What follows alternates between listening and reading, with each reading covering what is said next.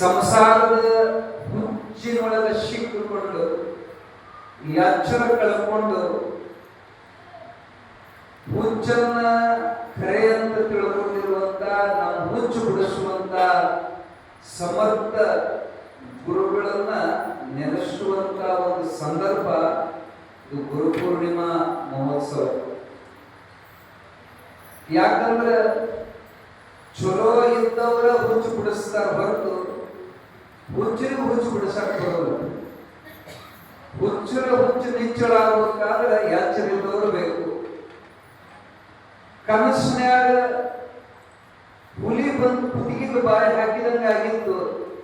ಇವ ಚಿರಾಡಕತ್ತಿದ್ದ, ಆದ್ರೆ ಅವನಿಗೆ ಗೊತ್ತಿರೋದು ಕನಸಂತ ಖರೆ ಅಂತ ತಿಳ್ಕೊಂಡು ಕುಯ್ಯಾಡಕತ್ಯಾನ.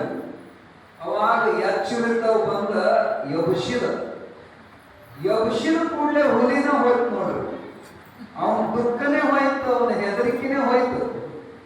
ಹಂಗೆ ನಾವು ನೀವೆಲ್ಲ ಒಂದು ಅಂಜಿಕೆ ಒಳಗದೀವಿ. ಈಗ ಏನೋ ಒಂದು ಭಯದೊಳಗ ನಮಗೇನೋ ಆಗೈತೆ ಅನ್ನುವಂತ ಭ್ರಾಂತಿ ಒಳಗ ಹುಚ್ಚಿನೊಳಗಿದ್ದವ್ರನ್ನ ಎಚ್ಚರಿರುವಂತ ಒಂದು ಎಬ್ಸಿದಾಗ ತಕ್ಷಣ ತಡಾಕತ್ತೀನ. ಈಗ ಕನಸಿನಾಗ ಹೆದರಿರ್ತಾರಲ್ಲ, ಆ ಭಯ ಹೋಗ್ಬೇಕಾದ್ರೆ ಎಬ್ಸಿದ ಮ್ಯಾಲ ಒಂದು ಸ್ವಲ್ಪ ಹೊತ್ತಿಗೆ ಭಯ ಹೋಗ್ತದೆ. ಇಲ್ಲ, ಎಬ್ಸಿದ ತಕ್ಷಣನೇ ಅಯ್ಯೋ ಅದು ಹುಚ್ಚುತನ, ಅದು ಕನಸು, ಅದು ಕರೆ ಅಲ್ಲ ಅಂತ ಹೋಗ್ತದಲ್ಲ. ಅಂತ ಒಂದು ದೊಡ್ಡ ಉಪಕಾರ ಮಾಡುವಂತವ ಸದ್ಗುರುನಾಥನ ಹೊರತು ಈ ಭೂಮಿ ಮೇಲೆ ಯಾರು ಇಲ್ಲ. ಸ್ವತಃ ದೇವರಿಗೆ ಸಹಿತ, ಆ ಭಗವಂತನಿಗೆ ಈಶ್ವರನಿಗೆ ಸಹಿತ ನಮ್ಮ ಹುಚ್ಚಿ ಎಚ್ಚರ ಮಾಡುವಂತ ಶಕ್ತಿ ಸ್ವತಃ ಭಗವಂತನಿಗೂ ಸಹಿತ ಇಲ್ಲ. ಅದಕ್ಕೆ ಅಲ್ಲಮ ಪ್ರಭು ದೇವರು ಅರೆ ಮರುಳ ಅಂತ ಕರೆದಾರ. ಶಿವಗ ಸಹಿತ ಅವನಿಗೆ ಗೊತ್ತಾಗ್ತದೆ ಅರೆ ಮರುಳ. ಯಾಕೆ ಅವನು ಮರುಳ, ಅವನಿಗೂ ಹುಚ್ಚಿಡದತ್. ಯಾವ ಹುಚ್ಚು ಅಂದ್ರೆ ಸಂಸಾರದ ಹುಚ್ಚು. ಸ್ವತಃ ಭಗವಂತ ಕರೆ ಆ ಭಸ್ಮಾಸುರನ ಸಂಹಾರ ಮಾಡಲಿಕ್ಕೆ ಮೋಹಿನಿ ರೂಪವನ್ನ ಧಾರಣ ಮಾಡಿ ವಿಷ್ಣು ಭಗವಂತ ಬಂದಾಗ ನಾನು ಯಾರು ಅವನು ಯಾರು ಅನ್ನೋದು ಮರೆತು ಹೋಗಿ ಆ ಹೆಣ್ಣಿನ ರೂಪದ ಮೇಲೆ ಮೋಹಿತನಾದ ಸಾಕ್ಷಾತ್ ಪರಮೇಶ್ವರ. ಅವರಿಗೂ ಸಹಿತ ಉಪಾಧಿಗಳು ಇರ್ತಾವ, ಅವರಿಗೂ ಸಹಿತ ಲಿಮಿಟೇಷನ್ ಇರ್ತಾವ, ಅವ್ರದೇ ಆದಂತ ಖಾತೆಗಳು ಇರ್ತಾವ. ಆ ಖಾತೆ ಬಿಟ್ಟು ಬೇರೆ ಖಾತೆದ ಕೈ ಹಾಕಕ್ ಅವರಿಗೂ ಬರೋದಿಲ್ಲ. ಅಂಗಡಿಗಳು ಇರ್ತಾವ ನೋಡ್ರಿ, ಔಷಧಿ ಅಂಗಡಿ, ಅರ್ಬಿ ಅಂಗಡಿ, ಪುಸ್ತಕದ ಅಂಗಡಿ, ಒಂದೊಂದು ಅಂಗಡಿ ಬೇರೆ ಇರ್ತಾವ. ಅರ್ಬಿ ಅಂಗಡಿಯಾಗ ಹೋಗಿ ಯಪ್ಪ ನನಗೆ ಒಂದೆರಡು ಪ್ಯಾರಾಸಿಟಿಮಾಲ್ ಮಾತ್ರೆ ಕೊಡು ಅಂದ್ರೆ ಒಂದು ನಗತಾನ. ಹುಚ್ಚಾಯಿದ ಪ್ಯಾರಾಸಿಟಿಮಾಲ್ ಬೇಕಾದ್ರೆ ಔಷಧಿ ಅಂಗಡಿ ಅರ್ಬಿ ಅಂಗಡಿಯಾಗ ಬರ್ತಿದೆ ಅಂತ ಹೌದಿಲ್ಲ. ಹಂಗೆ ದೇವರುಗಳು ಸಹಿತ ಒಂದೊಂದು ಖಾತೆ ಅದಾವ. ವರುಣ ದೇವನ ಖಾತೆ ಬೇರೆ, ಅಗ್ನಿ ದೇವನ ಖಾತೆ ಬೇರೆ, ಇಂದ್ರ ದೇವನ ಖಾತೆ ಬೇರೆ, ವಿಷ್ಣುನ ಖಾತೆ ಬೇರೆ, ಬ್ರಹ್ಮನ ಖಾತೆ ಬೇರೆ. ಆದ್ರೆ ಒಂದು ಅಂಗಡಿಯಾಗ ಹೆಂಗ ಇನ್ನೊಂದು ಸಾಮಾನು ಸಿಗೋದಿಲ್ಲ, ಹಂಗ ಒಂದು ದೇವ್ರ ಸಿಕ್ಕ ಸಾಮಾನು ಮತ್ತೊಂದು ದೇವ್ರ ಕಡೆ ಸಿಗೋದಿಲ್ಲ. ಆಗ ಜ್ಞಾನಿಗಳು ಹೇಳ್ತಾರ, ಒಂದು ದೇವರನ್ನು ಪೂಜೆ ಮಾಡಿಬಿಟ್ರೆ ಎಲ್ಲಾ ದೇವರನ್ನು ಪೂಜೆ ಮಾಡ್ದಂಗ ಆಗಬೇಕು. ಒಬ್ಬ ದೇವರನ್ನ ಸಂತೃಪ್ತ ಮಾಡಿಬಿಟ್ರೆ ಎಲ್ಲಾ ದೇವರು ಸಂತೃಪ್ತ ಆಗಬೇಕು. ಒಬ್ಬ ದೇವರನ್ನ ಆರಾಧಿಸಿಬಿಟ್ರೆ ಎಲ್ಲಾ ವರ್ಗಗಳು ಸಿಗಬೇಕು. ಅಂತ ದೇವರ ದೇವ ಮಹಾದೇವ ಯಾರಪ್ಪ ಅಂದ್ರೆ ಸದ್ಗುರು ಸಿದ್ಧಾರೂಢ ಭಗವಂತ. ಯಾಕಂದ್ರೆ ನಾವು ಪುನಃ ಹೇಳ್ತೇವೆ, ಅವರಿಗೆ ಸಹಿತ ಕೈ ಹಾಕಕ್ ಬರುವುದಿಲ್ಲ ಇನ್ನೊಂದು ಖಾತೆದಾಗ. ವಿಠ್ಠಲ ಹೇಳ್ತಾನೆ ನಾಮದೇವರಿಗೆ, ನಾನು ನಿನಗೆ ದರ್ಶನ ಕೊಟ್ಟಿರ್ಬೋದು, ಕರೆ ಮುಕ್ತಿ ಕೊಡೋದು ನಮ್ಮ ಕಡೆಗಿಲ್ಲ, ನೀ ಹೋಗು.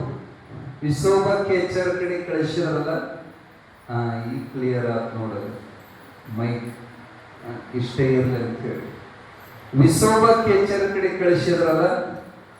ಹಂಗೆ ಭಗವಂತಗೂ ಸಹಿತ ಆಗಲಾರದನ್ನ ಮಾಡ್ತಾನೆ ಸದ್ಗುರುನಾಥ ಅಂತ ಗುರು ಮಾವುಲಿ ಅಂತ ಕರೀತಾರೆ.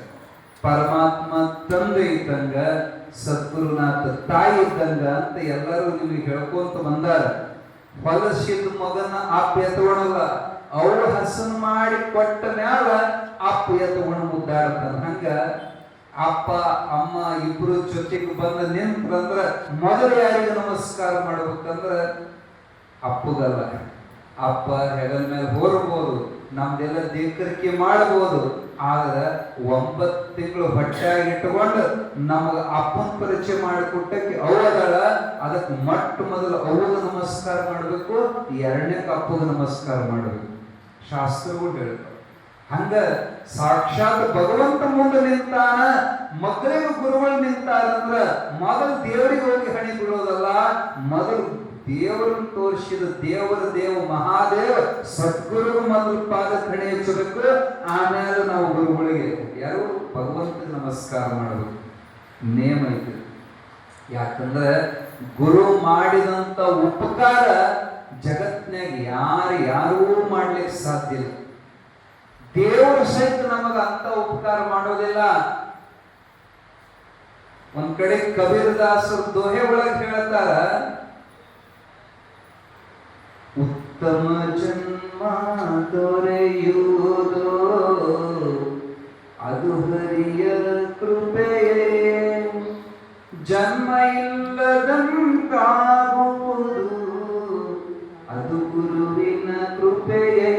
ಕಬೀರ ಅದು ಗುರುವಿನ ಕೃಪೆಯೇ.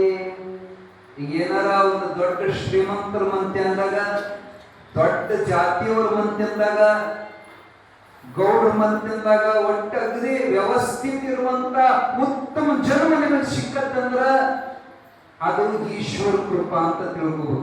ಅದು ಹರಿ ಕೃಪೆಯೇ. ಜನ್ಮ ಒಳ್ಳೆ ಕಡೆಗಾಗಿ ಎಲ್ಲ ವ್ಯವಸ್ಥಿತ ಇರೋದು ಹರಿ ಕೃಪೆ ಇರಬಹುದು, ಆದರೆ ಜನ್ಮ ಇಲ್ಲದಂತಾಗುವುದು ಅದು ಗುರು ಕೃಪೆಯೇ. ನೀವು ಹುಟ್ಟಿಸೋದು ಸಾಯಿಸೋದು ಆ ಭಗವಂತನ ಭವದೊಳಗೆ ತಪ್ಪುತ್ತಾನೆ. ಆ ಭವವನ್ನು ನಾಶ ಮಾಡುವಂತ ಸಮರ್ಥ ಸದ್ಗುರು ಸಿದ್ಧಾರೂಢಪ್ಪದನ ಅವ್ರ ಕೃಪಾ ಬಹಳ ಅಂದ್ರೆ ಬಹಳ ದೊಡ್ಡದ್ರಿ. ನಿಜವಾಗಿಯೂ ಸಂಸಾರದೊಳಗೆ ಹುಟ್ಟಿವಂದ್ರ ಚಲೋನ, ಹುಟ್ಟಿದ ಮರುಕ್ಷಣಕ್ಕನ ತಾಪತ್ರಯ ಚಲೋ ಆಗ್ತದ. ಅವನು ಶ್ರೀಮಂತ ಇರ್ಬೋದು, ವ್ಯವಸ್ಥಿತ ಇರ್ಬೋದು, ಅಂದ್ರೆ ಏನ್ ಹೆಚ್ಚು ಕಮ್ಮಿ ಇರ್ಬೋದು, ಖರೆ ಶರೀರ ಹಾಕೊಂಡು ಬಂದೀನಂದ್ರ ತ್ರಾಸ ಚಲೋನ. ಈ ತ್ರಾಸ ಇಲ್ಲದಂಗ ಆಗಬೇಕಂತ ಬಹಳ ಮಂದಿ ಪ್ರಯತ್ನ. ಎಲ್ಲರೂ ಈ ಸಂಸಾರವನ್ನು ಸುಖಿ ಮಾಡ್ಕೋಬೇಕಂತೇಳಿ ಗುದ್ದಾಡಕತ್ಯಾರ. ಅವರಂತ ಹುಚ್ಚರೇ ಜಗತ್ನಾಗ ಯಾರಿಲ್ಲ.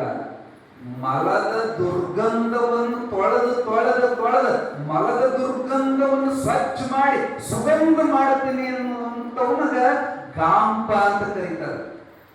ಎಂದಾದ್ರೂ ಮಲ ತೊಳೆದಂಗ ಸ್ವಚ್ಛಕತೆ ತೊಳೆದ ಇನ್ನೊಟ್ಟು ಕೆಟ್ಟ ನಾರ್ತದ ಮಲ.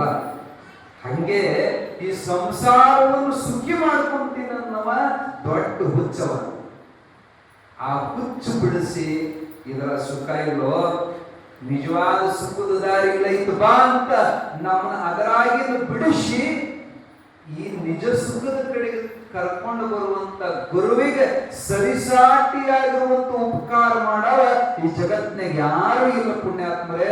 ಅದಕ್ಕೆ ಮೊದಲು ನೀವು ಅಭಾರಿಯಾಗಿ ಕೃತಜ್ಞರಾಗಿ ಸದಾವ ಕಾಲ ಯಾರಿಗೆ ನೀವು ತಲೆಬಾಗಿಸಿ ಇರ್ಬೇಕಂದ್ರ ನಿಮಗೆ ಈ ದಾರಿ ತೋರಿಸಿದ ಗುರುಗಳಿಗೆ. ನಿಮಗೆ ಏನು ಗೊತ್ತಿತ್ತು? ಮೊದಲು ಪಾಟೀಲ್ ಗುರುಗಳು ಬಂದ್ರಂತೇಳಿ ಒಂದಿಷ್ಟು ಧರ್ಮ ಅಧ್ಯಾತ್ಮ. ಬಹಳ ಮಂದಿ ಧರ್ಮ ಅಂದ ಕೂಡಲೇ ಹಣ್ಣುಕಾಯಿ ಓಡಿಸೋದು, ಕುರಿ ಕೋಳಿ ಬಲಿ ಕೊಡೋದು, ಏನೋ ಪೂಜೆ ಮಾಡೋದು, ಇಷ್ಟಕ್ಕೆ ಮೀಸಲಿದ್ದಂಥವ್ರಿಗೆ ಇದಷ್ಟೇ ಅಲ್ಲಪ್ಪ, ತನ್ನ ತಾನಾರೆಂದು ಅರಿದೊಡೆ ಅಪ್ರಮಾಣ ಕೂಡಲಸು ನಮ್ಮದೇ ತಾನೇ ದೇವ ಅಪ್ರಮಾಣ ಕೂಡಲಸು ಈ ದಾರಿ ತೋರಿಸೋರದಲ್ಲ ನಿಜವಾಗಿ ಸದ್ಗುರುಗಳು. ಅವರು ಮಾಡಿದ ಉಪಕಾರವನ್ನ ಹೆಜ್ಜೆಗೆ ನಾವು ನೆನೆಸಬೇಕು. ನೀವು ಬರೇ ಒಂದು ಸಣ್ಣ ಉಪಕಾರ ಮಾಡಿದ ಎಷ್ಟು ನೆನೆಸ್ತದೆ.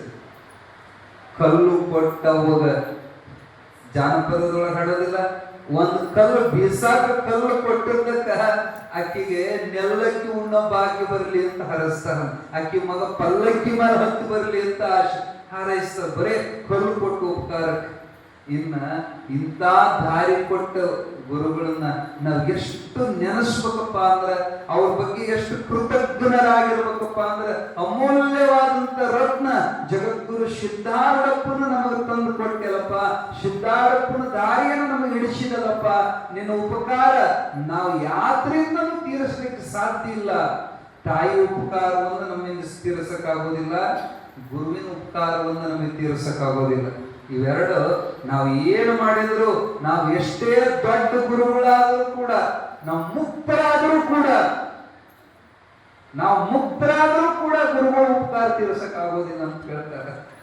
ಸಿದ್ಧಾರೂಢ ಚರಿತ್ರೆ ಒಳಗೆ ಮೇಲೆ ಮೇಲೆ ನಾವು ಹೇಳ್ತಿರ್ತೀವಿ, ಸ್ವತಃ ಜೀವನ್ ಮುಕ್ತ ಜಗದ್ಗುರು ಸಿದ್ಧಾರೂಢಪ್ಪ ರುದ್ರಾಕ್ಷಿ ಮಠಗಳ ಪ್ರವಚನ ಮಾಡೋ ಮುಂದ ಪ್ರಸಾದ ಬೇಡ್ಕೊಂಡು ತಿನ್ನಾಕ ಬಂದಂತ ಬಂಡ್ಯಪ್ಪನಹಳ್ಳಿ ಅದೇನು ಮದುವೆದ ನಿಬ್ಬಳು ಬಂದಿತ್ತು ಹುಡುಗರು, ಅವೇನು ಶಾಸ್ತ್ರಕ್ಕೆ ಬಂದವಲ್ಲ, ಪ್ರಸಾದಕ್ಕೆ ಬಂದವು. ಖರೆ ಅದರಾಗಿನ ಒಂದು ಹುಡುಗನ ಗುರುತಿಸಿ ಜಗದ್ಗುರು ಸಿದ್ಧಾರೂಢರು ಎದ್ದು ನಿಂತು ತಲೆ ಬಗ್ಗಿಸಿ ನಮಸ್ಕಾರ ಮಾಡಿದ್ರ. ಆ ಹುಡುಗ ಜನಕ್ಕೆ ಆಶ್ಚರ್ಯ ಆಯ್ತು. ನಿನಗ ಜಗತ್ತ ತಿಳಿವಾಗ್ತದೆ, ದೇವಾನು ದೇವತೆಗಳು ನಿನ್ ಪಾದ ಸೇವೆ ಮಾಡ್ತಾರ, ನೀನು ಯಾರಿಗೆ ಇನ್ನೊಂದು ಸಣ್ಣ ಹುಡುಗ ನಮಸ್ಕಾರ ಮಾಡಿದಿಲ್ಲ.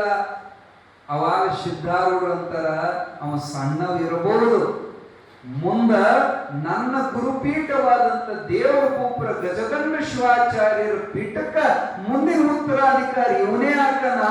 ಆ ಕಾಲಕ್ಕ ನಾನು ಇರೋದು ಈ ಶರೀರದೊಳಗ, ಅದಕ್ಕೆ ಹೀಗೆ ನಮಸ್ಕಾರ ಮಾಡಿಬಿಟ್ಟೆ ಅಂತ. ನೋಡ್ರಿ ಎಂತ ಗುರು, ಅಂತ ಗುರು ಹಿಂದೂ ಇಲ್ಲ ಮುಂದೂ ಆಗೋದಿಲ್ಲ. ಅಂತ ಜಗದ್ಗುರು ಸಿದ್ಧಾರೂಢಪ್ಪ ತನ್ನ ಗುರು ಪೀಠದ ಮೇಲೆ ಎಂತ ಶ್ರದ್ಧಾ ಇಟ್ಟದ್ದ ಅನ್ನೋದನ್ನ ನಾವು ನೋಡಿ ಅರ್ಥ ಮಾಡ್ಕೋಬೇಕು. ಯಾವತ್ತು ನಮ್ಮ ಪರಂಪರೆಯನ್ನ, ನಮ್ಮ ಗುರು ಮೂಲವನ್ನ, ಗುರು ಒಂದು ಏನು ಪರಂಪರೆ ಅದನ್ನ ಅಲಕ್ಷ್ಯ ಮಾಡಬಾರದು. ನಾವೆಷ್ಟೇ ದೊಡ್ಡವರಾಗಲಿ, ಆದರೆ ಗುರುವಿನ ಮುಂದೆ ನಾವು ಕೂಸೆ.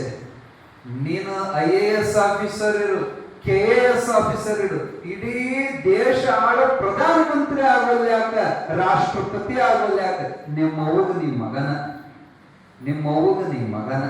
ಹಂಗ ನೀನು ಎಷ್ಟೇ ದೊಡ್ಡವಾಗು, ಆದ್ರೆ ನಿನಗೆ ದಾರಿ ತೋರಿಸಿದ ಗುರುವಿನ ಮುಂದ ಎಂದೂ ನಿನ್ನ ಸೊಕ್ಕು, ನಿನ್ನ ಅಹಂಕಾರ, ನಿನ್ನ ಅಧಿಕಾರ, ನಿನ್ನ ಜ್ಞಾನ, ನಿನ್ನ ಪಾಂಡಿತ್ಯದ ಪ್ರದರ್ಶನ ನಿನ್ನ ಗುರುಗಳ ಮುಂದೆ ಎಂದೂ ಮಾಡಬಾರದು. ಅಲ್ಲಿ ಯಾವತ್ತಿದ್ರು ಕಿಂಕರತ್ವ, ದಾಸ್ಯತ್ವ, ಎತ್ತಾಗಿ ತೊತ್ತಾಗಿ ಹಿತ್ತಲಿನ ಗಿಡವಾಗಿ ಮತ್ತೆ ಗುರುವಿನ ಕೆಡವಾಗಿ ಗುರುವಿನ ಹತ್ತರಲಿರೆಂದು ಸರ್ವಜ್ಞ ಅನ್ನುವಂಥ ಮಾತಿನಂತೆ ಅಂತ ಸದ್ಗುರುಗಳನ್ನ ಮನವಾರೆ ಹೆಂಗ ನೆನೆಸೋದು. ಕಾಟ ಗುರು ಪೂರ್ಣಿಮೆ ಬಂದೈತಿ, ಭಜನೆ ಮಾಡಿರು, ಮನವಾರೆ ಹಚ್ಕೊಂಡು, ಮನಸ್ಸಿಗೆ ಹಚ್ಕೊಂಡು ಅವರ ಧ್ಯಾನವನ್ನ ಎಷ್ಟು ತನ್ಮಯರಾಗಿ ನಾವು ಮಾಡ್ಬೇಕಂದ್ರೆ, ಗುರುಗಳನ್ನ ನೆನೆಸಿದ ಕೂಡಲೇ ನಮ್ಮ ಕಣ್ಣಾಗ ಆನಂದದ ಕಣ್ಣೀರು ಬರ್ಬೇಕು. ಗುರುಗಳನ್ನ ನೆನೆಸಿದ ಕೂಡಲೇ ಮೈ ಜುಮ್ ಅನ್ನಬೇಕು, ನಡಕ್ ಬರಬೇಕು, ಮೈಯಾಗಿನ ಕೂದಲು ನೆಟ್ಟಗಾಗಬೇಕು, ಹೃದಯದೊಳಗೆ ತುಂಬಿ ಬಂದು ಕಂಠ ಗದ್ಗದಾಗಿ ಒಂದು ಭಾವ ಪರವಶತೆ ಬಂತಂದ್ರ ನಾವು ಗುರು ಭಕ್ತರಂತ. ನಮ್ಗೆ ದೀಕ್ಷಾ ಕೊಟ್ಟಂತ, ನಮಗೆ ದಾರಿ ತೋರಿಸಿದ ಗುರುಗಳನ್ನು ನೋಡಿದ ಕೂಡಲೇ ನಮಗೆ ಹಿಂಗ ಅನ್ನಿಸ್ಬೇಕು, ಇವತ್ತು ನನಗ ಸಾಕ್ಷಾತ್ ದೇವರ ಭೇಟಿ ಅನ್ನಿಸ್ತು. ಗುರುಗಳು ಮಾಡಿಕೊಂಡು ಸಾರ್ಥಕ ಆಯ್ತು. ಅವರು ನಮ್ಮಂಗ ಮನುಷ್ಯರು, ಅವರು ನಮ್ಮಂಗ ಅನ್ಕೊಂಡ್ವಿ ಅಂದ್ರ ಬಹಳ ದೂರದಲ್ಲಿ ಅಂತ ತಿಳ್ಕೋಬೇಕು.